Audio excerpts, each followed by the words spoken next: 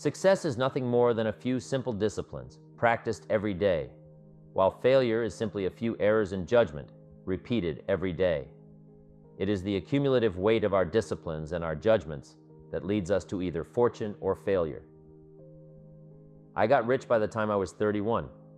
Here's the best advice I give my teenage friends. It was easy. What can I tell you? It was hard? No, it was easy. I'm a millionaire by 31. Let me tell you how I did it. I got 3 reasons why I got rich by the time I was 31. Let me give you those. Here's number 1. I lived in America. I mean, how lucky can you get? America is easy. That's why everybody wants to come here. People haven't been plotting and scheming for 50 years saying, if I could just get to Poland, everything would be okay. No, the boat people are not desperately trying to get to Vietnam. No, they're not squeezing through the fence to try to get into Mexico. No. Neil Diamond says, looks like everybody's heading for America. Why? Everybody wants to come here by every means possible, because America is easy. So if you go home with anything, go home with that. Mr. Rohn reminded us that America is easy. He got rich by the time he was 31. America is easy. Bangladesh is hard. Just take that home. Here's the average yearly income in Bangladesh, 120. That would be hard. Tell me, hard versus easy. So, America's easy. Cambodia would be hard. The Khmer Rouge killed 2 million Cambodians to make communism work. That's hard. America is easy. India would be hard. They've got their challenges these days. Tough. America is easy. China would be really hard. Underline really and make a study. It's hard. America's easy. In about 90 days, you can have that memorized. Johnny, that's all you need. I got rich by the time I was 31. I lived in America. America is easy. Now here's number 2. I found an opportunity. That's all you got to do in America. Search for an opportunity. Take the first one. Try it. If that isn't it, it leads to another one. Door closes, another door opens. This is what's exciting about America. It's full of opportunity, a chance to try. And then what? Try again? And then what? Try again. Never, never run out of opportunity to try. See if you can't better your life, your health, your future, your bank account, your income. Make your fortune here. I lived that. Number 1, found an opportunity. Number 3, I found a teacher. What a grand and glorious, unique thing that was for me at that time in my life.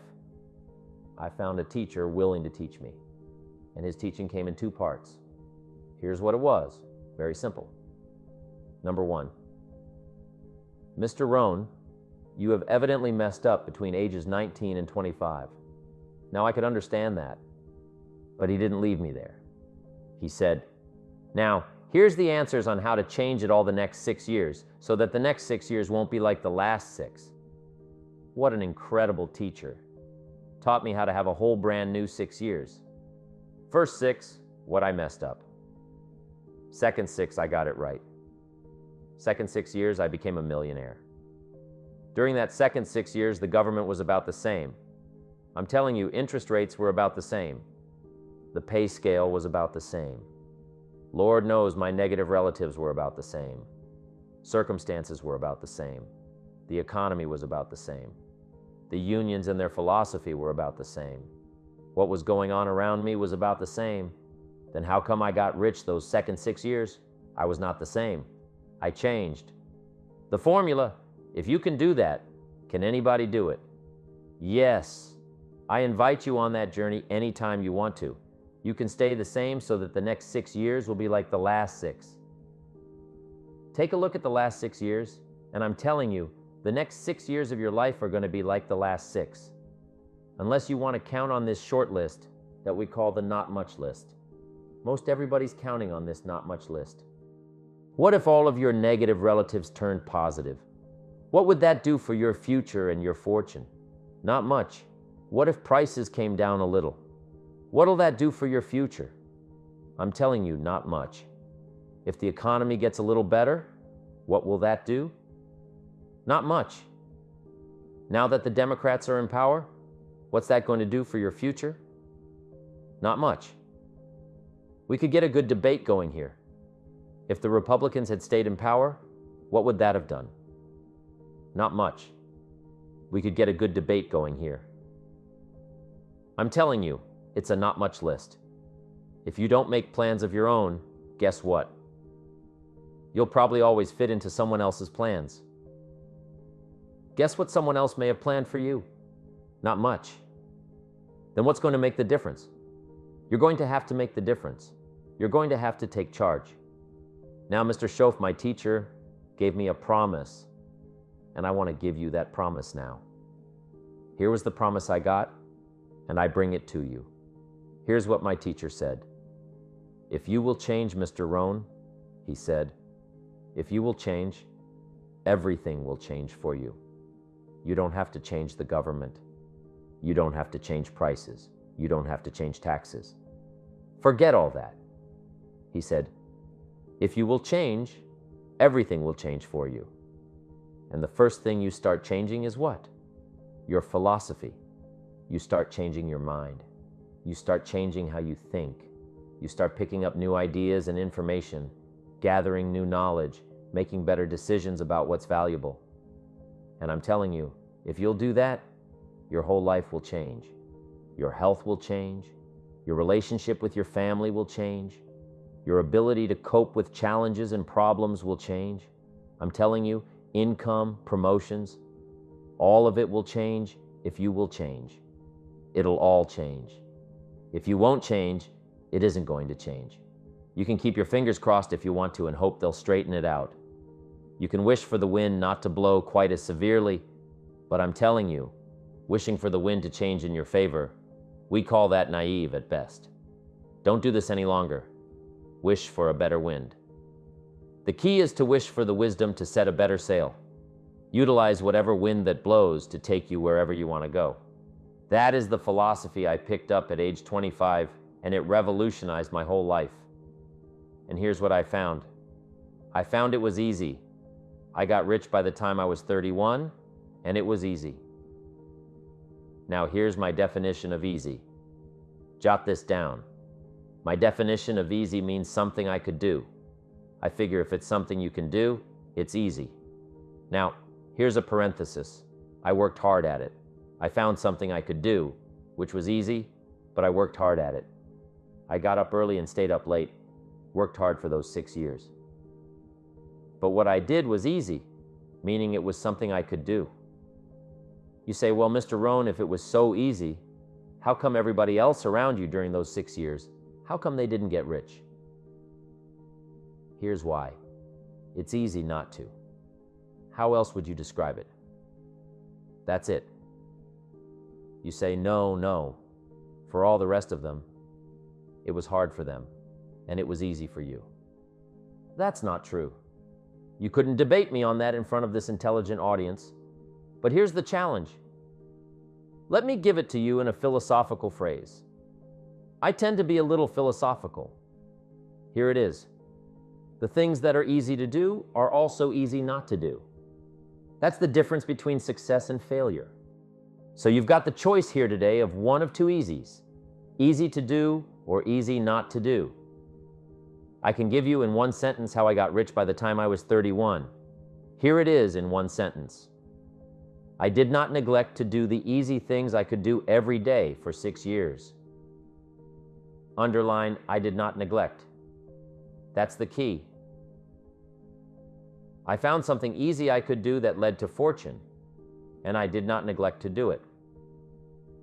The major reason for not having everything you want in America, the major reason for not having more of what you want in America, more health, more money, more power, more influence, more of everything, the major reason why you don't get it, simple answer, neglect. Neglect. And here's the problem with neglect. It starts as an infection, and if you don't take care of it, it becomes a disease. And here's what else is the problem. One neglect leads to another. Neglect to do wise things with your money, you'll probably neglect to do wise things with your time. Neglect to do wise things with your time, you'll probably neglect to do wise things with your business. One leads to another, leads to another. Pretty soon, neglect has you by the throat, emptying your purse, emptying your heart, emptying all of your chances for equity and power and all the good things. Neglect. What if you should be walking around the block every day for your good health, and you don't? I'm telling you, you're on the wrong track. You should do it. You could do it. You don't do it. That's called a formula for disaster. All you've got to do is let that and a few other things accumulate for 6 years, and now you're driving what you don't want to drive, wearing what you don't want to wear, living where you don't want to live, doing what you don't want to do, maybe having become what you really didn't want to become. I'm telling you, that's it. Just neglect along, drift along, and it's got you by the throat. It'll take all your values, leave you with just a little bit of something and a summer wind, and it'll soon be gone. I hope I said that well. That's it. It's where I found myself at age 25 until my teacher came along and said, "Mr. Rohn, up till now, you've messed up. Let's see if we can't clean that up. Change it all." I did. Changed my life. Not just the money, all the rest of the values that came pouring in when I discovered it was me. It was me. So, take the easy approach. This stuff's easy to figure out. Getting rich is easy. I teach it to teenagers, how to be rich by 40, 35 if you're extra bright. This stuff is not difficult. I love to teach kids enterprise. Here's the big challenge of life. You can have more than you've got because you can become more than you are. That's the challenge. And of course, the other side of the coin reads, unless you change how you are, you'll always have what you got. I have found in my experience that income does not far exceed personal development. Now, sometimes income takes a lucky jump, but sure enough, unless you grow out to where it is, it'll usually come back to where you are. Life has strange ways. If somebody hands you $1 million, best you become a millionaire quickly so you get to keep the money. Otherwise, sure enough, it'll disappear. Somebody once said, if you took all the money in the world and divided it up equally among everybody, it would soon all be back in the same pockets. Incredible. Success is something you attract, not something you pursue. Success is looking for a good place to stay. So instead of going after it, you work on yourself. Personal development. See, the major question to ask on the job is not what are you getting. The major question to ask on the job is what are you becoming? The big question is not what am I getting paid here? The big question is what am I becoming here? Because true happiness is not contained in what you get. Happiness is contained in what you become.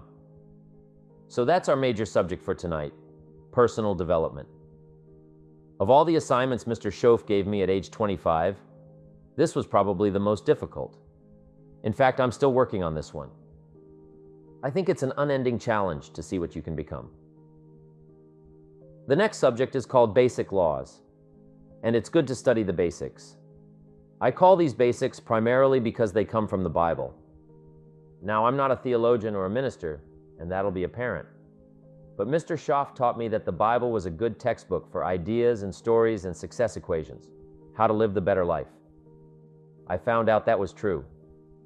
He also taught me that the Bible is as practical as it is spiritual, and I found out that's true. If you look at your bank account and your income and you're not happy, there are several places in the Bible to check to see what the heck's wrong so you can make the changes. And we're going to cover some of those tonight. They're called basics. Okay, the next subject is the negative part of the seminar. Life is part negative. So we've got to talk about the negative. This subject is called diseases of attitude. There are a lot of things that can wreck your chances to do well. We live in a rather dangerous world, so you've got to be not only wise, but also careful. Now, attitude diseases are just as bad as physical diseases, right? High blood pressure, heart trouble, a lot of things can lace your chances to do well. So you've got to be careful, and attitude diseases are deadly. They'll destroy all the good things you start, Now, the last subject we're going to consider tonight is called the day that turns your life around. Under this subject, we're going to talk about the emotions that can change your life. Human beings are emotional creatures, and emotions are powerful for life change. Now, of course, emotions are so powerful, they can go either way on you. Emotions can either build or destroy, so you really have to employ emotions properly. We call civilization the intelligent management of human emotions. If you can intelligently apply your emotions in the right direction, no telling what can happen. It could turn your life around. One day would be sufficient. The major key to your better future is you. I'd like to have you underline 2 words just to give it some added punch. Underline the word major and the word you, so that it reads, the major key to your better future is you. Now, my first suggestion is to transfer this to a card or something where you can put it up, where you can see it every day. Preferably, put it up where you can see it at the beginning of the day before you go off to put the day together. This is a good phrase just to glance at and keep in mind as you're putting the day together. It's called the silent seminar. If you'll just let this talk to you during the day, I found it to be tremendously helpful. The major key to your better future is you. For a big share of my life, I didn't have this one quite figured out. Among a lot of things I didn't have quite figured out, many things used to puzzle me back in those early days. I used to wonder why 2 people could work for the same company and one make twice as much money. Now see, that used to puzzle me.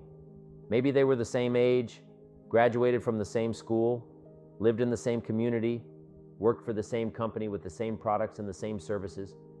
They've got the same traffic, the same problems, and one makes $1,000 a month and the other one makes $2,000 a month. That was my puzzling question.